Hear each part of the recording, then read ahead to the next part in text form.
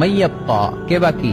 মালাকুল মউত বলবে জিনেরা বাকি, যাদেরকে দেখা যায় না। আল্লাহ বলবেন জিনদেরকেও শেষ করে ফেলো, রুহু কবজ করো। মালাকুল মউত আজরাইল জিনদের রুহু কবজ করবে। আল্লাহ এবার জিজ্ঞেস করবে ইয়া মালাকাল মউত আখবিরনি মাইয়াব্বা, এবার বলো আর কে বাকি? মালাকুল মউত বলবে আল্লাহ মানুষগুলো সব শেষ, জিনগুলাও শেষ, এবার বাকি ইবলিস শয়তান। কে বাকি? ইবলিসরেও শেষ করো, ইবলিসও শেষ। আল্লাহ আবার জিজ্ঞেস করবেন ইয়া মালাকাল মউতি মাইয়াব্বা, আর কে বেঁচে আছে বলো? মালাকুল মউত বলবে আল্লাহ আপনার কথা অনুযায়ী পৃথিবীর সব মানুষের রুহু কবজ করলাম, সব জিনদের রুহু কবজ করলাম, ইবলিসের রুহু কবজ করলাম, এখন আছে শুধু ফেরেশতা। আছে কারা? যাও ফেরেশতাদের রুহু কবজ করো। ফেরেশতাদের রুহু কবজ হয়ে যাবে। এবার আল্লাহ জিজ্ঞেস করবেন ইয়া মালাকাল মউত আখবিরনি মাইয়াব্বা।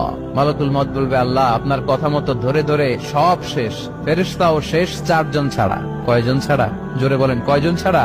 ইসরাফিল, জিব্রাইল, মিকাইল, আজরাইল। আল্লাহ এই 4 জন আমরা বাকি। আল্লাহ বলবে যাও ইযহাব ইনতালিক